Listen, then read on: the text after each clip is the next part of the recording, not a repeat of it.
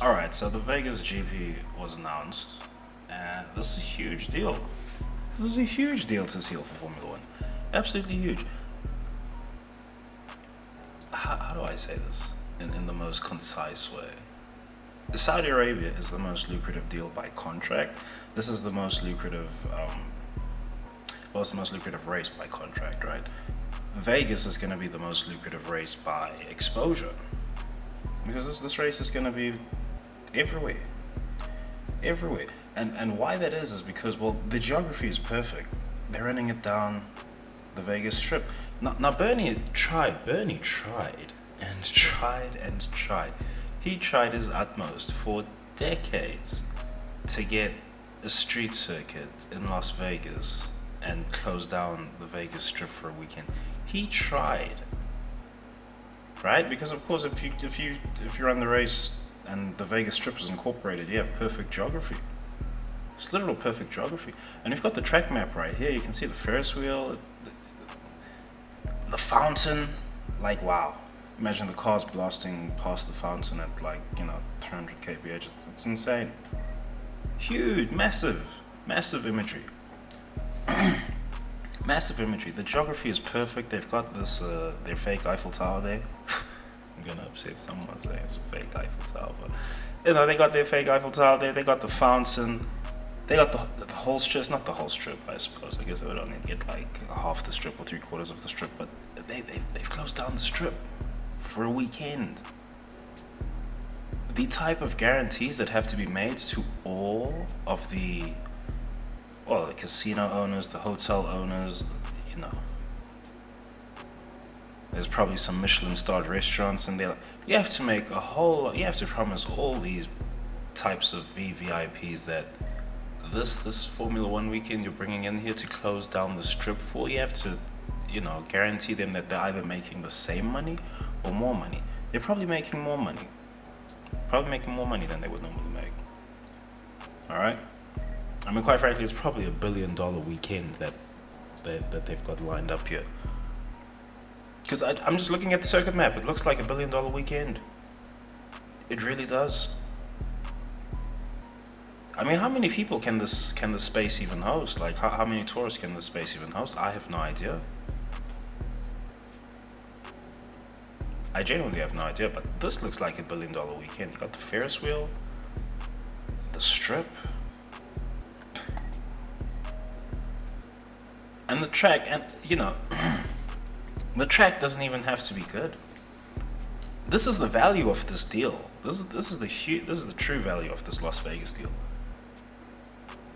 The circuit doesn't even have to be good because it's just already enough of a spectacle to have Formula One cars racing around Las Vegas, a street circuit in Las Vegas at night. This ain't Caesar's Palace. This ain't the parking lot of Caesar. This ain't none of that.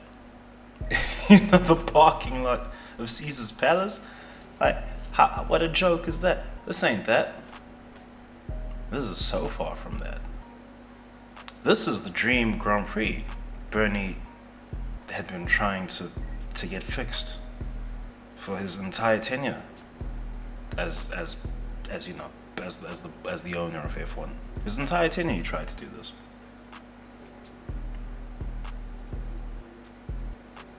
And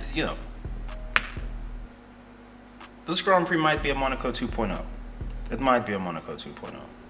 It actually probably is Monaco 2.0. This is $1 billion weekend. The location, the geography. You've got the Vegas Strip prestige. And I got this kind of like how do I say this? This petty observation about the circuit. Kind of looks like an IndyCar track. An IndyCar street circuit. Kind of looks like an IndyCar street circuit. Kinda looks like one of those IndyCar street circuits I would have seen in the early 2000s, or like the Champ Car street circuit from the early 2000s. It looks kind of like that. Maybe fewer chicanes, but it really does look kind of like that. But at this point, it really doesn't matter because F1 has just completed a huge flex. A huge flex. You see, it's a flex for Saudi Arabia for them to say that, yeah, we have an F1 race and it's the fastest street circuit on the calendar. That's a flex for Saudi Arabia. This is a flex for F1, just to say, yeah, we have a Grand Prix and it's a street race in Vegas. We closed down the strip for a weekend. That's a huge flex. That's a huge flex. It's massive. It's absolutely massive. So, one other thing about this Grand Prix, as it's been announced, is there's a lot of secondary advertising that's going to be happening for F1 for free, functionally for free, off the back of this Grand Prix, because you're going to have, you know, a whole lot of people, their social media accounts, you know, their Instagrams, their Twitters, their what else is there? I guess YouTube, yeah. But they're going to have TikTok even. They're going to have clips of the cars pelting it down this Vegas strip. They're going to have photos coming out of the cars on the night sky, you know, in the Vegas night sky.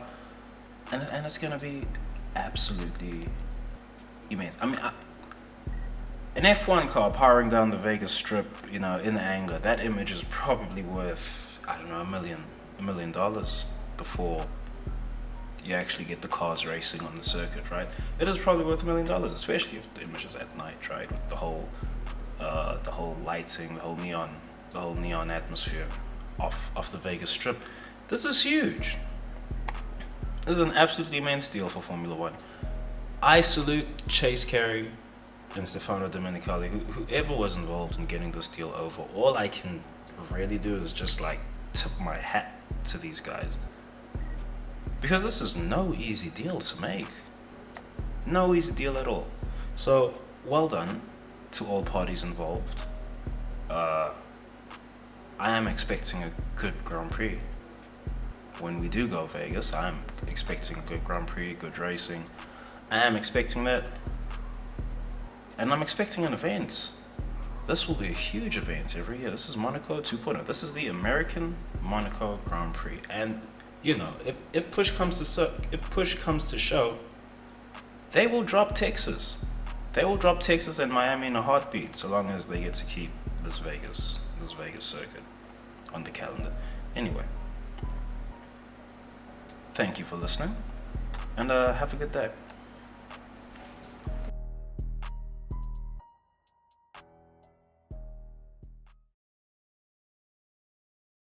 Hell breezy.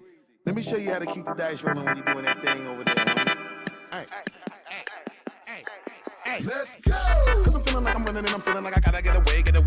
Better know that I don't and I won't ever stop, cause you know I gotta win every day. Go! She really wanna pop me. Go! Just know that you will never flop me. And I know that I gotta be a little cocky. Go! You ain't never gonna stop me. Every time I come a nigga gotta set it, then I gotta go and then I gotta get it, then I gotta blow it, and I gotta shut it. Any little thing a nigga think that he be doing, cause it doesn't matter, cause I'm gonna dead it. Then I'm gonna murder everything and anything about it. Boom, about a bing. I gotta do a lot of things to make it clearer to a couple niggas that I always win, and then I gotta get it again and again and again. And I be doing it to death, and now I move a little foul. Nigga better call a rap, and everybody know my style. Niggas know that I'm the best when it comes to doing this, and I be banging on my chest, and I bang in the east, and I banging in the west, and I kinda give you more, and I will never give you less. You will hear it in the street, and you can read it in the press. Do you really wanna know what's next? Let's go. See the way we on it, and we all up in the race, and you know we gotta go now, try to keep up with the pace, and we struggling and hustle and sell it, and I get it, and we always gotta do it, take it to another place, gotta taste it, and I gotta grab it, and I gotta cut all